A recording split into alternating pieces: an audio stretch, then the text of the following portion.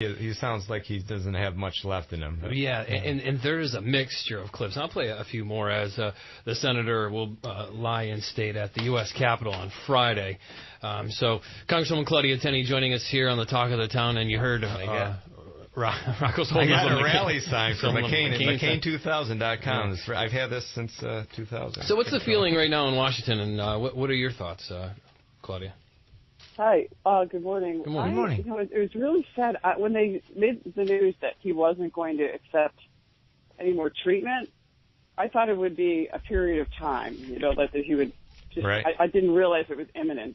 So when the news came just so quickly after that, it was kind of shocking. I was like, oh my God. And Rocco, you are such a fan. It's hilarious. I'm such a what? You're such a fan. Like a fan. It's cute. Well, I've had a lot of respect for McCain over the years, and it's looking back in it really brought back a lot of memories to me that I did follow him very closely for years. And I'm sorry to take up your time, Claudia, but back in 2004 when I was going for my master's in journalism at Syracuse, we covered the Democratic primaries in New Hampshire, so I spent a week out there. And I just on a whim, because George W. at the time didn't have an opponent, so there was no reason really to worry about him in New Hampshire. John McCain went out there to talk to some veterans, and he had a very small, like a speech for some veterans there at like a VFW or something like that. But I remember I was like, well, I'll go see John McCain again. And I got there. I was waiting outside. He pulls up in his bus, and it's just me and him. There's nobody else there really with him. So he got off the bus, and I introduced myself to him and said I was out there supporting you and going door to door for you. And he thanked me. And me and him just walked in side by side together, and it was a very, very memorable moment for me. So and then he ran for president, and it would have been nice to see how that would have turned out if he was president. Yeah, no, I mean, just generally you're a fan. I mean, just so you collect stuff. I do. Yes, Claudia. I do. I have all these rally posters. I have Trump one, too. You have I sent your, who is it, a D'Amato poster you had? I sent that to D'Amato's people. They laughed. You did? It's hanging in the studio. We have D'Amato. We also have Lee Harvey Oswald here. It's a plethora. I'm not a fan of Lee Harvey Oswald. I'm a fan of historical artifacts, just to be clear. Yeah, well, it's true. So my occasion, one of the things about John McCain that a couple of times I got to meet him. The first time I obviously know who he is. We had our McCain signs and everything in 2000. Was it 2012? Was it 2008? 2008. Yeah. Yeah, I can't. Time flies.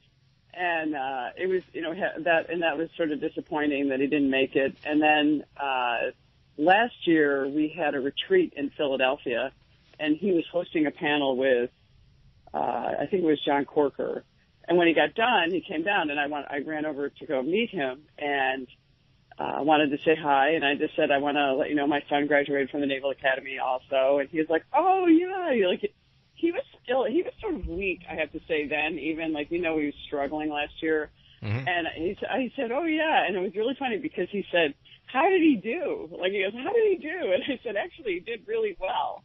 And he goes, oh, I didn't. He goes, I was one of the worst in my class, which I thought was funny, And so then I had a picture taken with him. I think Joe Wilson, of all people, took my picture.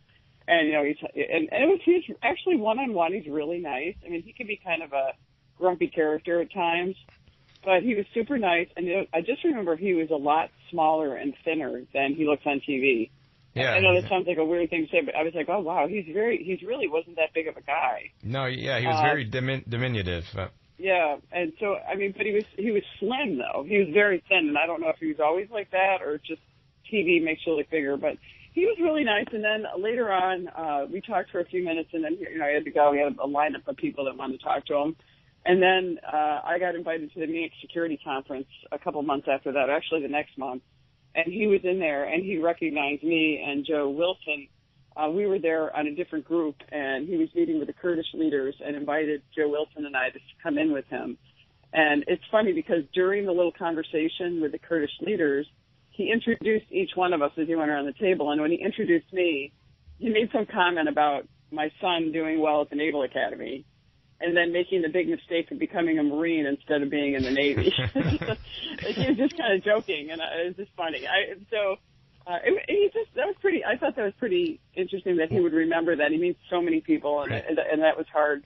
It's hard. Claudia, so it's just sad, really. Was Very Joe? Sad that he had to suffer so. Joe Wilson. That's not that. You're talking about. Is he a congressman and not the Joe Wilson that caused the whole problem with the Iraq War? And I think his wife was a former CIA operative. No, Joe Wilson is the guy who is a South Carolina congressman. Right. Yeah. Okay, so all right, because there's another Joe Wilson. I didn't think it was that guy, but the thing about John McCain that I think is a great lesson that I always took, and that I always try to apply it to individuals when I judge them in political office and whatnot. He always said something that I tried to live by and took to heart, is that you always, his theme in life was to do things that will always be part of something bigger than your own self-interest. Always do something so that you're an individual, but you're doing it for a greater purpose. In his sake, it was public service for the greatness of America, and I think that's something that you can see when somebody doesn't have that. They're selfish. They do it for all the wrong reasons, and to be part of something that's bigger than you is something that I think really judges a politician and leaders. He was a prisoner of war for 5.5 years in Vietnam, and I think the stories that I heard, they had offered to release him because he was higher in rank than some of the other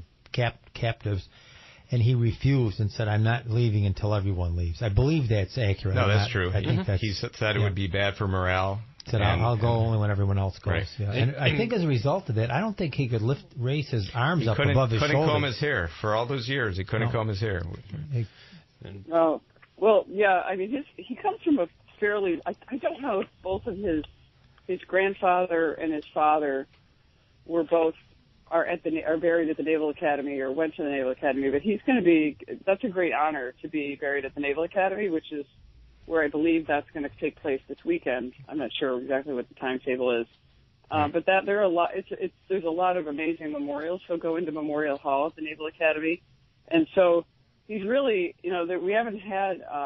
We only had one president who was a graduate of the Naval Academy, and that was Jimmy Carter, and John McCain was probably one of the next closest to get there, to be in that position. But, his legacy, I never knew he was in the Congress, actually. I thought he was just a senator.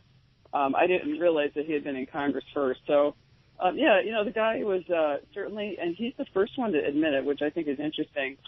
He's certainly a flawed person, as we all are, but he's the first one to admit it and talk about that, and I think that's what I think actually says a lot more about him than apparently he has a temper, and he has occasionally said things to people and then later gone back and apologized and said, "I'm sorry, I didn't mean to be so rough." That's why he's a maverick. That's his charm. And Claudia, he has a bit of a temper. Let's do this here. We'll step aside now. We'll burn the break. We'll come back. We'll get into some issues, and we can tie this into the start of a conversation. Primaries, 2 states yesterday.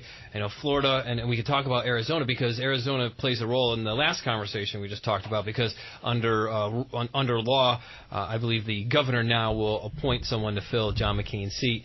So we could talk a little bit about that and the primaries, and we'll get into some other issues. So if you can stick with us, stay tuned. It is 7:47 here on the Talk of the Town, Talk 100.7 FM. We will return with Congresswoman Claudia Tenney. CBS Money Watch. Google and Twitter. The Trump administration is looking into new regulations against online